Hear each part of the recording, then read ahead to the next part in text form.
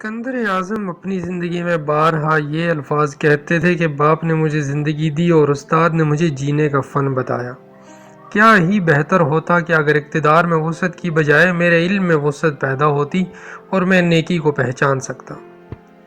338 قبل مسیح میں سکندر اعظم کے باپ فیلفوس نے کیرونیا کے مقام پر ایتھنز والوں کو شکست دے کر یونان کو متحد کرنے کی کوشش کی، لیکن اس فتح کے فوراً بعد ہی اسے ہلاک کر دیا گیا۔ اس طرح سکندر اعظم فلسفہ کو خیر بات کہہ کر تخت سلطنت پر آ بیٹھا۔ یہ اس کے استاد کی تعلیم و تربیت ہی کا اثر تھا کہ سکندر اعظم مقدونیہ کی ایک چھوٹی سی بستی سے نکل کر دنیا کے ایک بڑے حصے کا فاتح بنا۔ اس کے استاد نے سکندر اعظم کی رہنمائی کے لیے 3 چھوٹے چھوٹے مقالے آن دا کولوسیز آف کنگشپ کے نام سے تحریر کیے اور ان کا انتساب سکندر اعظم کے نام پر کیا۔ سکندر نے اگر دنیا کو فتح کیا تو اس کے استاد نے تسخیر کائنات کا کارنامہ سر انجام دیا، اور یہ دونوں استاد شاگرد اپنے اپنے مقاصد میں کامیاب و کامران رہے۔ لیکن سکندر اعظم کا استاد کون تھا؟ کیا آپ اسے جانتے ہیں؟ کہ سیریز کی اس ویڈیو میں ہم بات کریں گے سکندر اعظم کے استاد ارسطو کے بارے میں۔ وہ کون تھا، اس کے خیالات کیا تھے اور اس کے فلسفے نے دنیا پر کیا گہرے اثرات چھوڑے۔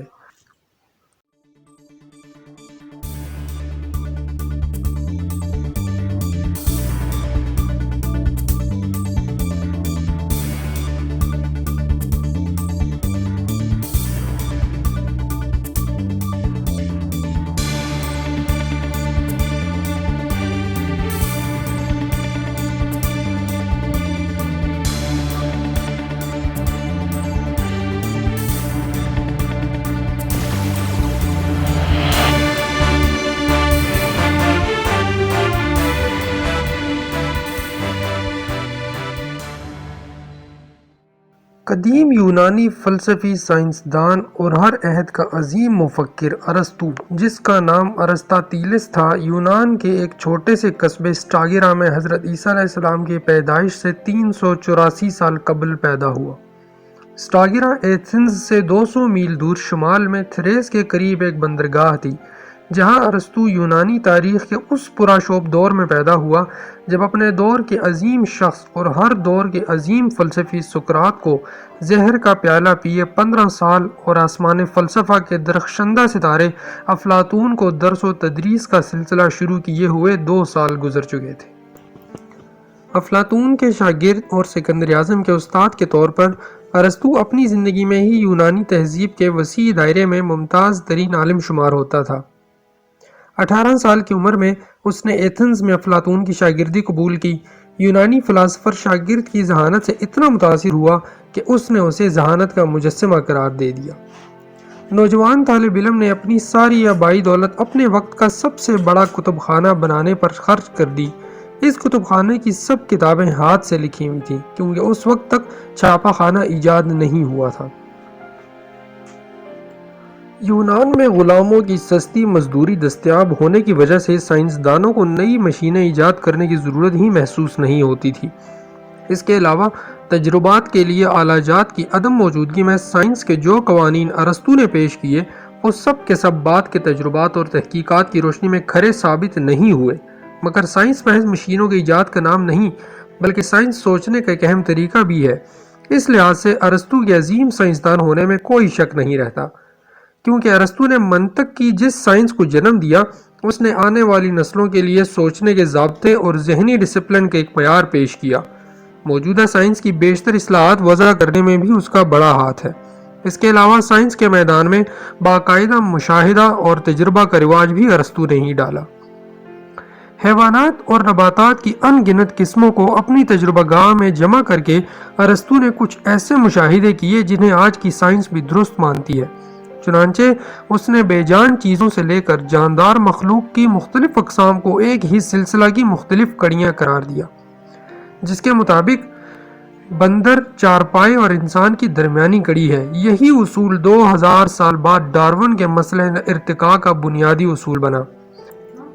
ارسطو کا علم حیوانی زندگی کے بیرونی پہلو تک ہی محدود نہ تھا، بلکہ وہ دنیا کا پہلا سائنسدان تھا جس نے جانوروں کو چیر پھاڑ کر کے ان کی اندرونی بناوٹ کا مطالعہ کیا۔ انسان کی موروثی خصوصیات کے بارے میں اس نے چند ایسے نکات ابھارے جن پر آج بھی سائنسدان اپنا دماغ کھپا رہے ہیں۔ ارسطو کی عظمت کا یہ عالم تھا کہ اس کی غلط باتیں بھی صدیوں تک عقیدہ کے طور پر قبول کی گئیں۔ اس کی عظمت سائنس کی مزید ترقی میں دیوار بن گئی۔ 1600 عیسوی میں برونو کو اس لیے زندہ جلا دیا گیا کہ اس نے نظام شمسی کے بارے میں ارسطو کے خیالات کی تردید کی تھی۔ 40 سال بعد گیلیلیو کو اس وجہ سے موت کے گھاٹ اتارنے کی دھمکی دی گئی کہ اس نے ارسطو کے اس قول سے اتفاق نہیں کیا تھا کہ زمین ساکن ہے اور سورج اس کے گرد گھومتا ہے۔ جب کیپلر نے 1609 میں یہ ثابت کرنا چاہا کہ آسمانی سیارے بیضوی راستوں پر گردش کرتے ہیں تو اسے بھی انتہائی مشکل پیش آئی، کیونکہ یونانی سائنسدان نے 2000 سال پہلے یہ کہہ دیا تھا کہ گردش کا راستہ گول دائروں میں ہوتا ہے۔ اسی طرح جب ارسطو نے دنیا کو آگ، پانی، ہوا اور مٹی کے 4 عناصر کا مجموعہ قرار دیا تو صدیوں تک اسے چیلنج کرنے کی کسی کو ہمت نہ ہوئی۔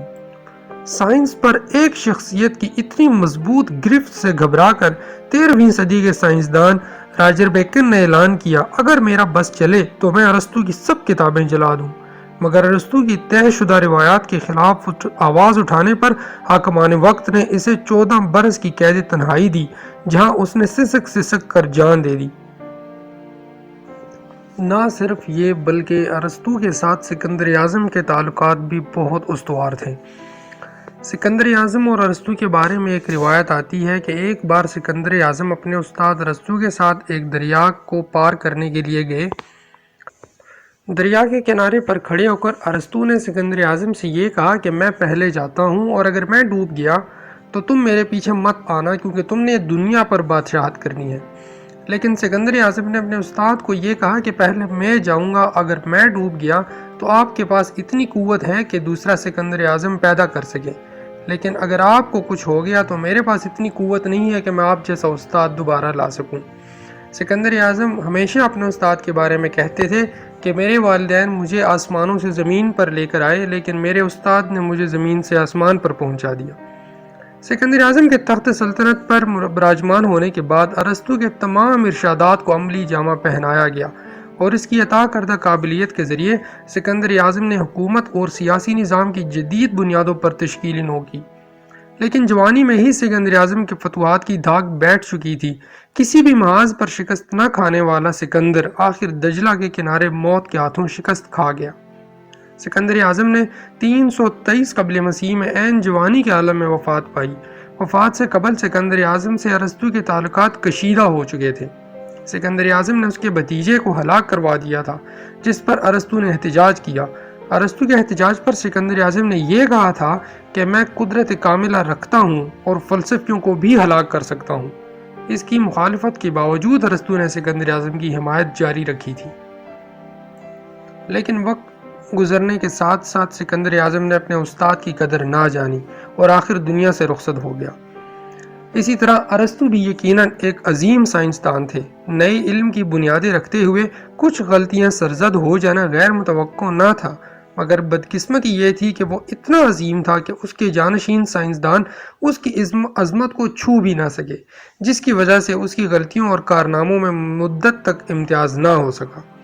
یونان کا فلاسفر سائنسدان 62 برسوں کی کامیاب زندگی کے بعد حضرت عیسیٰ علیہ السلام سے 322 برس پہلے وفات پا گیا۔